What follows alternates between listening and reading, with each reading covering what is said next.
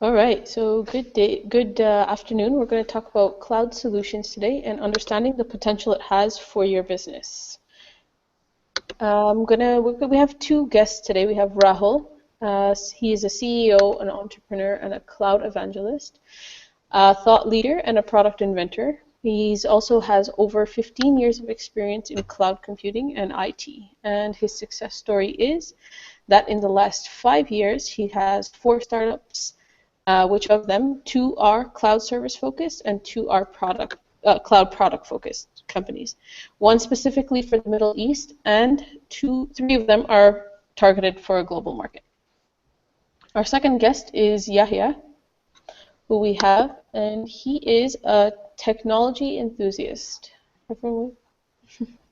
Hi. There we go. He loves everything to do with IT. He's got several certifications, as you can see there. He is continuing also on other certifications. He manages our vendors and understands their products. He does a lot of market analysis to make sure that we have solutions and services that are right for the Middle Eastern market. After all that, he's a part of our technical team, and he deals with escalations when they do arise, which is not very often. And he also manages our support team. So we're going to go into today's agenda, and we're going to be talking about the benefits of cloud for any size business. Moving forward, we'll go into the basic solutions needed to set up a business onto the cloud.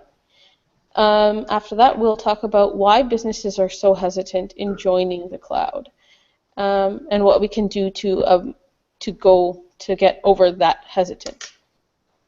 After that, we'll talk about how long it takes to deploy over the cloud, and that'll be more from a technical standpoint. And lastly, on how to choose a vendor from a business perspective as well as a technical perspective. So we're just going to jump right in, and this is going to touch the tip of the iceberg for cloud computing. We're going to start with asking some questions to Rahul, who will take us through a business perspective of the cloud computing. So our first question for Rahul is, what are the benefits of SMB, MME, and enterprise businesses to join cloud solutions?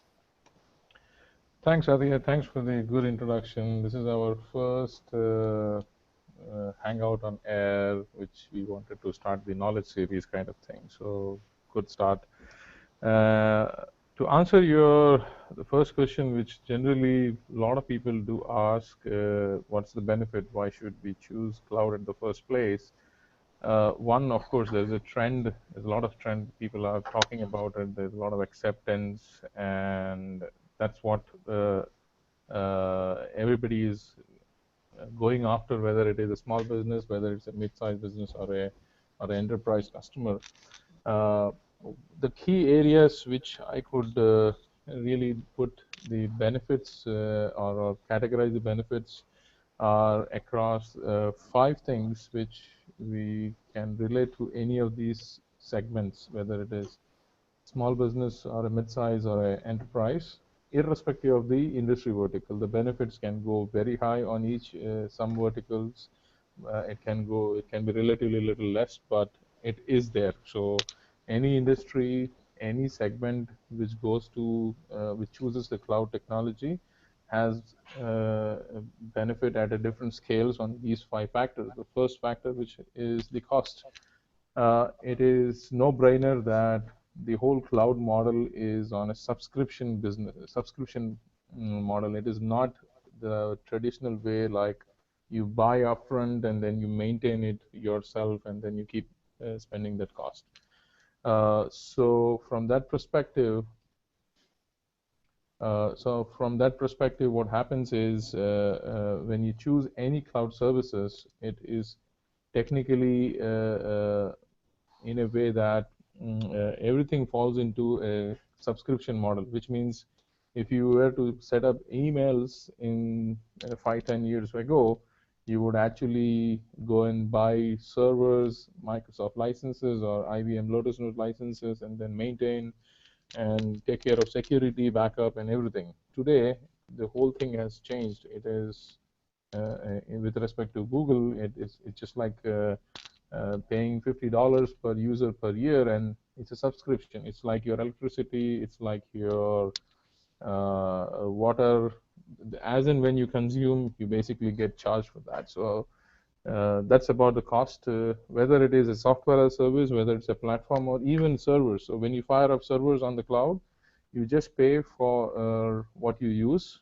So you could have a small capacity server today, and then after 2 weeks you could take up a big capacity server, and you will build only for that many hours the servers were actually running. So it really boils down to the cost. It's very predictable once you move on the cloud, so you can actually get very specific budgets for the next year for your planning purpose, and it's it brings a lot of flexibility in terms of getting those cost predicted and cost control when it comes to going on cloud as compared to the traditional business.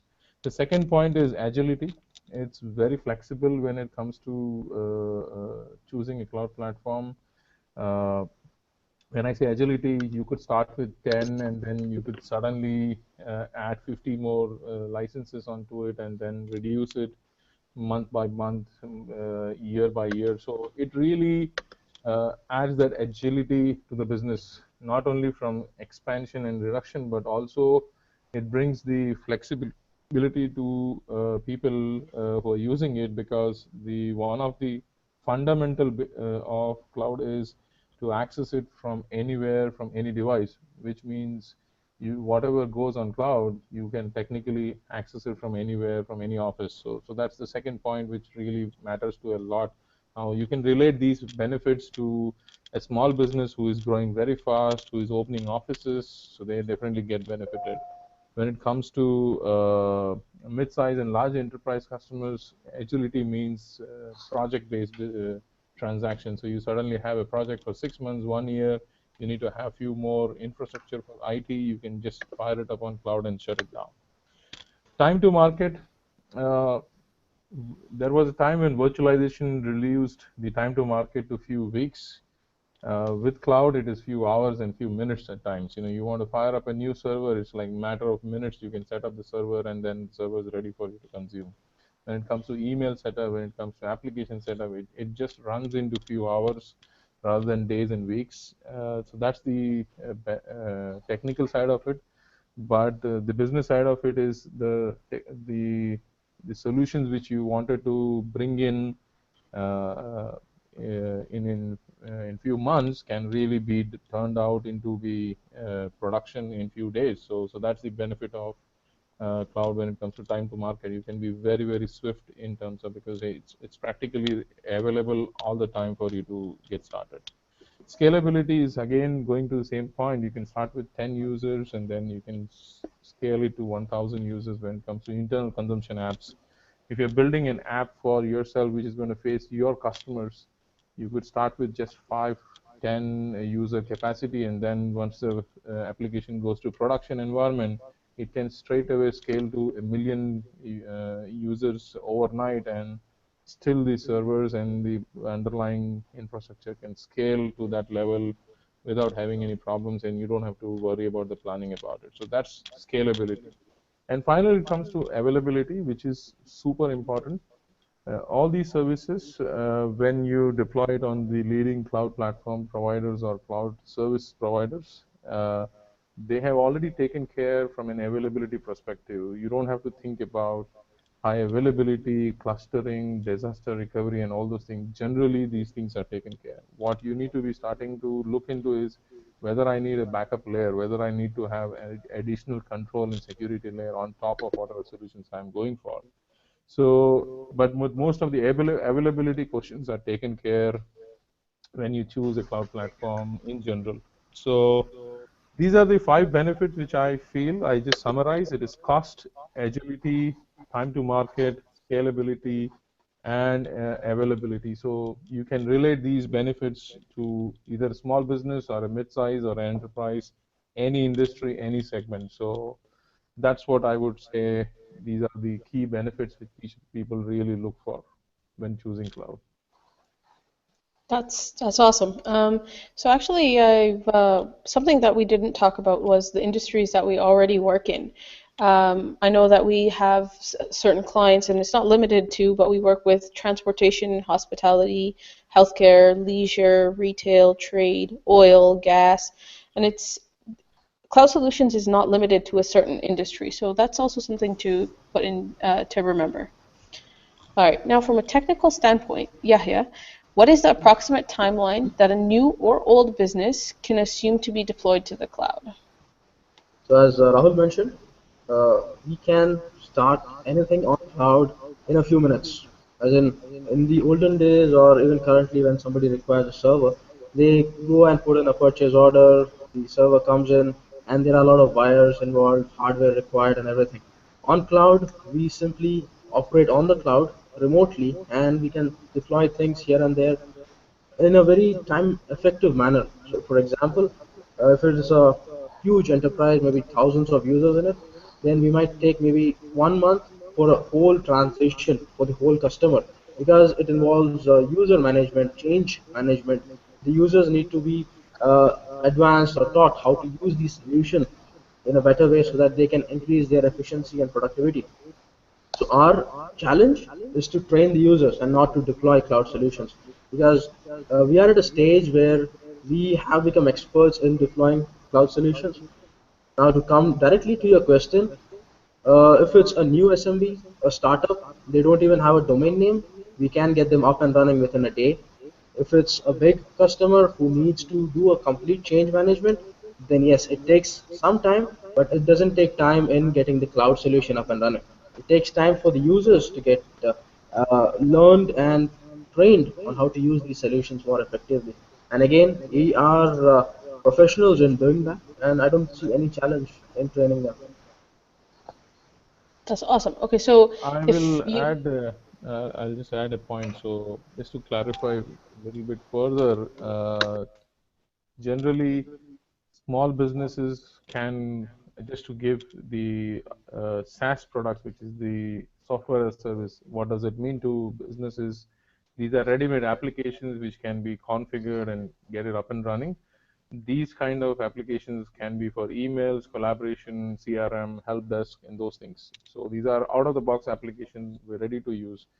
If I just have to give that, and if it comes to servers infrastructure, which means you need something to fire up a server and then use it for yourself. So these two categories, for a small business, generally when they want to start fresh, it's like 2 to 3 days, or with maximum a week, you can finish up and running, testing, handover, training. When it comes to a mid-sized company, which is in this part of the region, mid-size falls as between a 200 employees to 500 employee company size. They can expect anything between 2 to 4 weeks of timeline for servers, or servers are pretty fast because it doesn't touch the end user, but software service is that timeline. And then anything which is an enterprise, which is about 700 employees, a software as a service project can take anything between 4 to 8 weeks. An infrastructure project can take anything between 2 to 4 weeks. So these are general timelines which you can expect while looking at it, but it is completely subjective to the scope required, to what customers are looking for. It can be very fast. It can be very well planned with anticipating every smallest possible problem which we can expect in that. So that's what it is. perfect. Okay, so both of you guys addressed moving and deploying to a cloud platform from an already on-premise. How easy is it to transfer for a new business to go onto the cloud? Does it take much time? Does it depend on the business size? It doesn't matter actually. So you can, if you're a big enterprise, maybe 50,000 users, if you want to go onto a SaaS application, it is possible. There are customers who are 60,000 in size, 50,000 in size. I'm talking about the email SaaS applications. If they want their servers on to cloud, which is their live servers, there are methods, there are technologies to move it to any of the preferred partner, cloud partner globally, which are available. It can happen. So there's no limitation on to entering cloud. there are some limitations in a way wherein a certain application cannot adjust to the cloud. They require some on-premise dependencies. Then yes, but again, we at Gulf Infotech, we can let you know that our application can be moved to cloud or not, or do you need some customizations to be done to for it to be enabled on cloud. Awesome. All right, so Rahul, there's another issue that often comes up in a lot of blogs and a lot of video postings, and that's that there are so many businesses that are hesitant to join. But if cloud solutions is so modern and so trendy in the IT world, how come they are so hesitant to join? So it basically boils down to 2 points: privacy and security. Generally, uh, the new trend is always questioned about privacy and security when it comes to cloud. And every time there is a news, it is something to do with privacy and security. So if that is so popular, why people are talking so much about security and privacy, and why there's so many companies still waiting to go, is it's a timing. People who have understood the technology well, the benefits of that, have done the due diligence to understand what are the all the other what are the aspects of a cloud computing. They become more comfortable and they move faster. But people who have not done the due diligence, they just uh,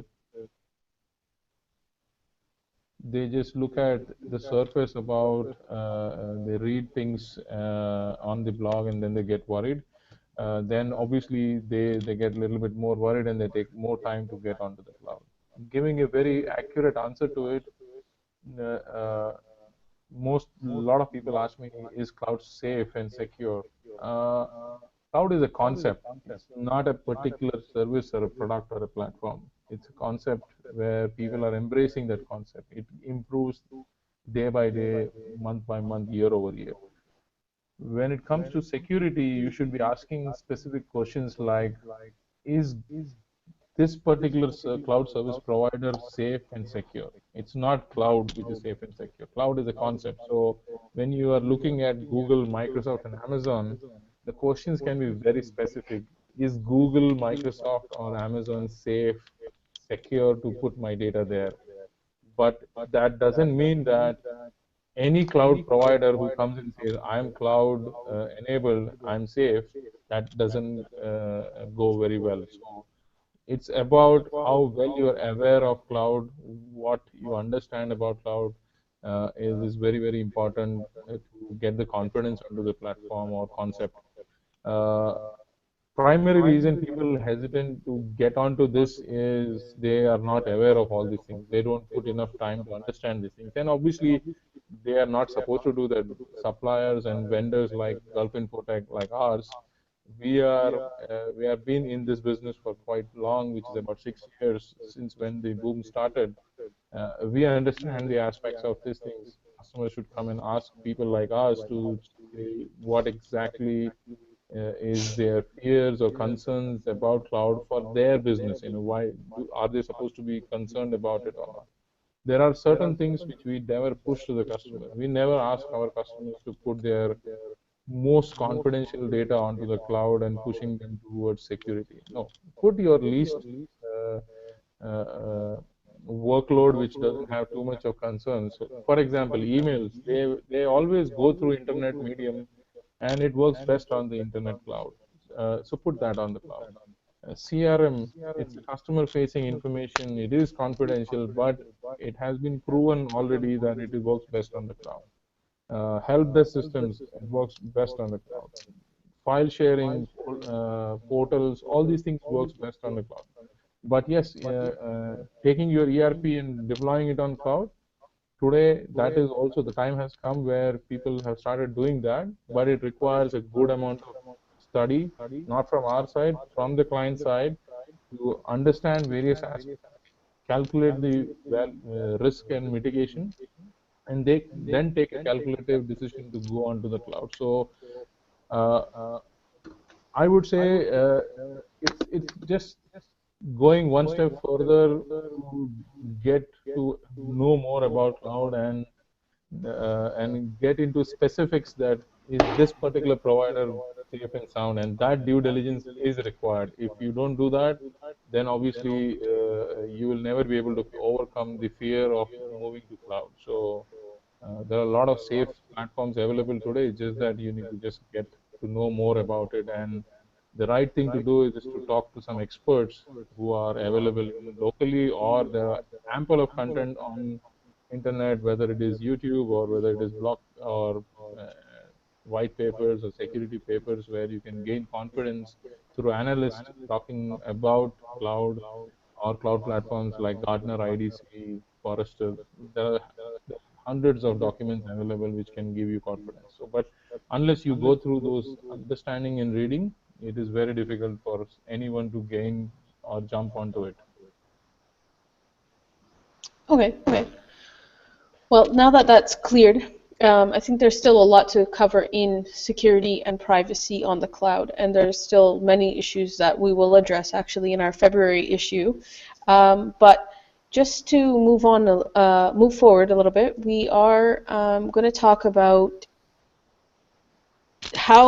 what you have to do to start up a basic cloud package, so to speak, for a new business, or what kind of solutions you need initially to start. So I know you mentioned, Rahul mentioned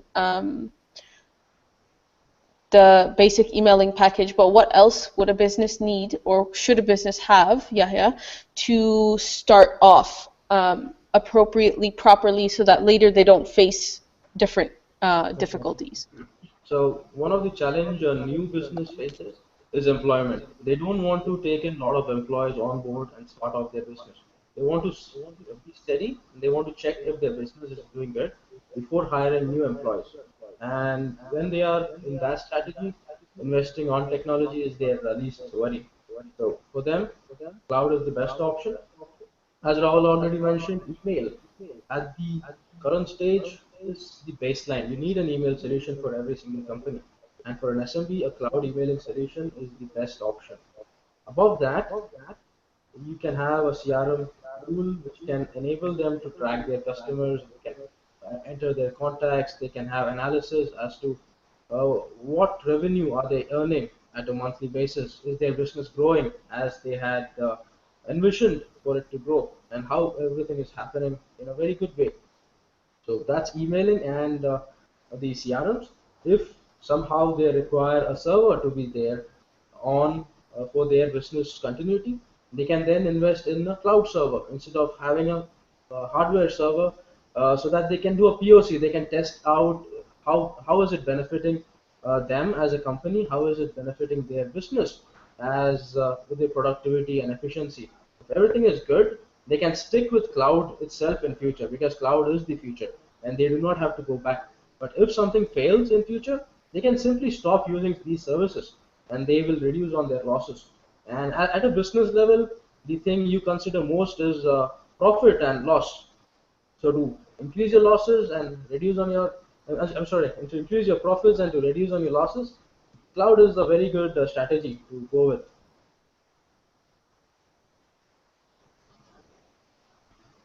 Atya, your mic. You are muted. From both perspectives, from a business perspective as well as a technical perspective, once a business is ready to move towards cloud solutions, how do you say that they would, like, what is their first step? What kind of vendors should they look for? What are they looking for in a vendor? And now that we know, like, the basic solutions that they should start off with, if they wanted additional security and so forth, how would you say they start? Because isn't it often where they sign up for a certain number of users and stuff like that? Exactly. I know Rahul also mentioned that it's scalable, but how does that work? So both of you guys can take a shot at answering that. Sure. Whom do you want to start? Uh, so let's say the business has done some understanding of cloud. It's good, it's secure. They've even found out that they want to put certain workloads on the cloud. For example, their emails, their CRM, and their help desk, for example.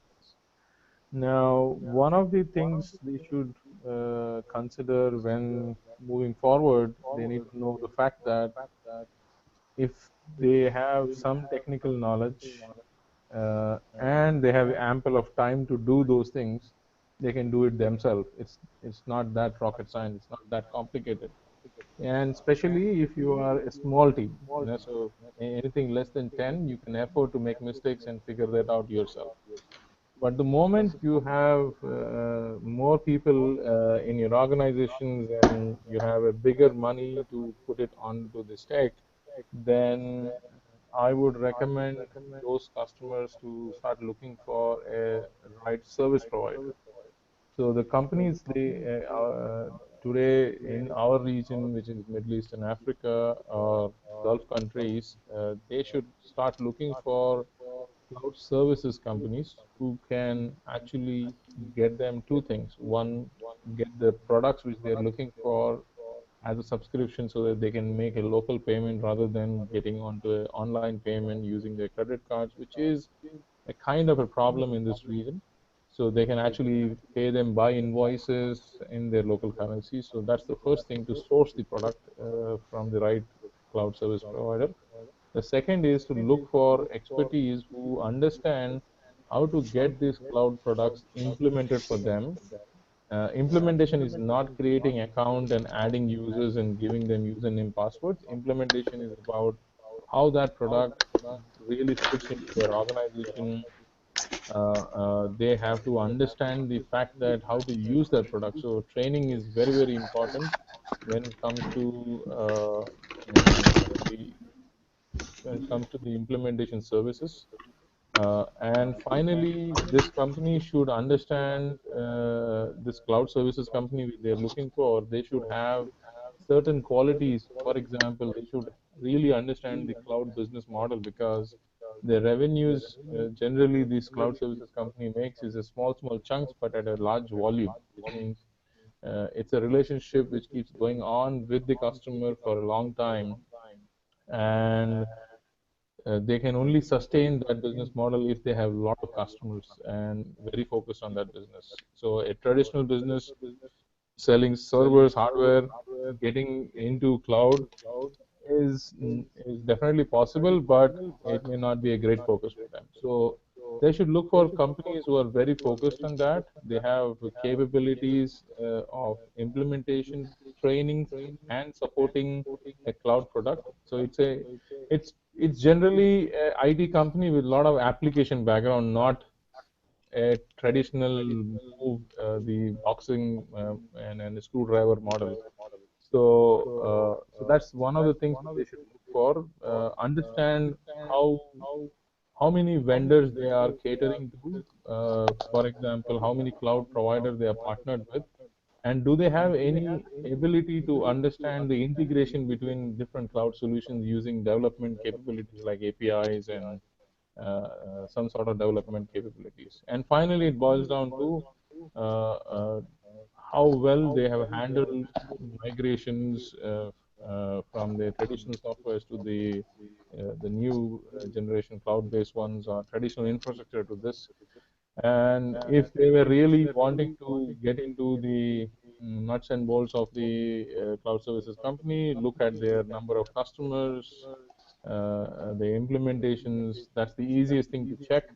But only one important difference they should consider is the cloud services company will generally have a trend of having repeat business, because the cloud model itself is a subscription, which means a customer of yesterday is a customer of today and a customer of tomorrow, which means the easiest way to judge somebody how good is talk to the oldest customer of that service company, and they will let you know how this company is doing. So that's the clear indications of doing it. But yes, choosing a vendor with these qualities are very, very important.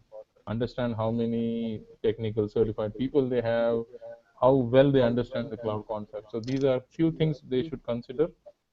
And of course, it doesn't mean that you cannot do it on your own, but the difference between doing on your own and choosing a company to do it for you is basically they are experts. They can get the job done in specific time rather than you spending hours and days to understand that. And you could get that thing done by yourself also by saving few hundreds of dollars. But a professional cloud services company is an expert for those things. And they, like for us, last 6 years we have come across uh, possibly all the emails related problems, and we know how to mitigate those problems. So that's the experience we have. It doesn't mean that somebody cannot learn these things overnight.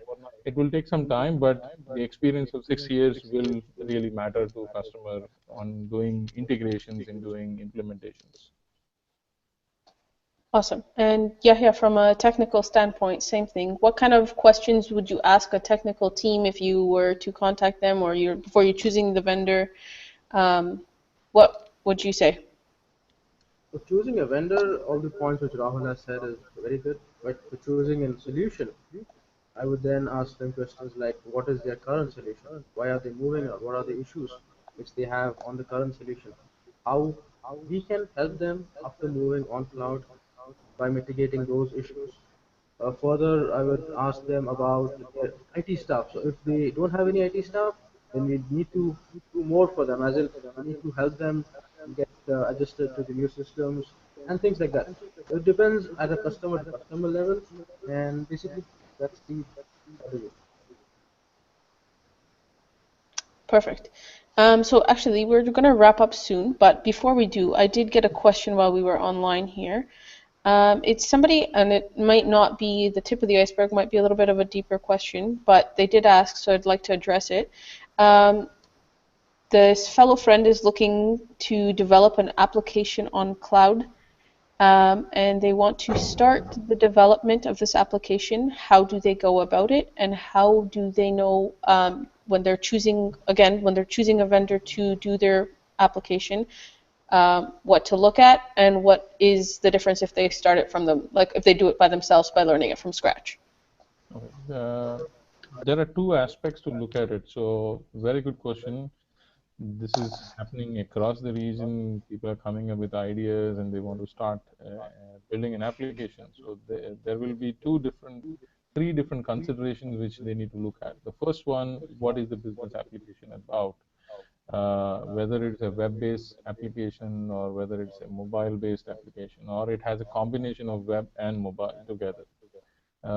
Based on that business application, you need to consider one factor, that what is the scalability of this application, and whether this app is going to run into millions of users in future, or is just going to be specific business users onto this from a workload point of view. And that's going to decide a lot of things. So imagine if this app can have possibility of going to millions of users in future, you have to choose a cloud-based PaaS platform. PaaS is platform as a service. The platforms available in this category, or service providers available in this category, are Google, Microsoft, and Amazon. All three biggies provide this platform. And specific names on this are: from Google, it is App Engine; from Amazon, it's Beanstalk; from Azure, it is Cloud Services Platform. Now, having chosen this, the second, this was the second thing which they need to choose. The third part which they need to be careful about is who is going to be your development partner. You can do it yourself if you are a developer. Then there are plenty of documentation, plenty of things available in the market or on the internet to go through, but it's just going to cost you time. It may not cost you money, but if you have a lot of time, then there's no issues. You can get started yourself, because generally the product and app team size is between 2 to 5, depending on the complexity of the project. So if you are 2 people, you may actually be able to do and kick it off from yourself by learning things. But of course, you should have a development background. If you have never done development, then you better just go to a development company. If you are a developer and still don't have time and you want to speed up things, then you should choose a development company. Ensure that you have prepared all the things in very detail in terms of what exactly you want to look for, what exactly the application should behave, and the scalability, so that the developers understand it very well. Some of the tools which you could use for creating the wireframes are Mockflow, Lucidchart. These are the ones which you can use to iterate what exactly is in your mind, and rather than just explaining it to somebody on the phone or a video call, you just draw it on these apps, and then that will give exact essence of what you are looking for. That should be supported with a detailed document on behavior of each screens and these things to developer, because once that understanding is done, then monitor it weekly and monthly basis on the development side. There are a lot of companies, including us, who does the development. So we take the development projects like this, take your concept, build the app, or just look at your business challenges and come up with this thing. So these things are required. One of the challenges you might face is not many development companies are very well versed with these cloud platforms. So you might want to check on that also. Don't just go after a development company just like that because they are giving you cheaper hourly rates. But it is important to know that these developers understand the benefit of cloud and how do they build applications on cloud. That's very, very crucial to understand and evaluate. The best thing to do is to give a small 2-week project to these development companies and then see the quality, how is their understanding, how is the quality outcoming. And you might have to spend some money, but that will give you confidence to go after that. You can go with a bigger project. So that's our expert advice to build such a business. And feel free to reach out to us. We are more than happy to consult and give a direction. Even if you want to start developing on your own, we are more than happy to at least tell you which is the right component you should look for and where to look for. Perfect. Is there anything from a technical standpoint, Yahya, that you can advise for mobile application? For mobile application, one Mockflow creating tool I would like to add is Fluid UI. That's a very nice one. And if you want to convey your message to the developers more easily, and if you're a Photoshop expert, then just go to Photoshop and make your designs and give it to the developer. All right, perfect. So I'd like to just wrap it up. We had a very productive session here. I'd like to thank you guys both for your guys' expert opinions. And hope you guys can join us in February. Our date for now is set for Monday, February at 2 p.m., where we'll be discussing more about security on the cloud. If you have any questions and inquiries, feel free to email us at cloud@gulfinfotech.com or visit our website or find us on social media. We're very well and we're always online. So if there's anything that you guys do need, feel free to reach out to us. Thank you. Thank you, Atiya. Thank you. Thank you, guys. Thank you. Thank you. Bye-bye. Bye.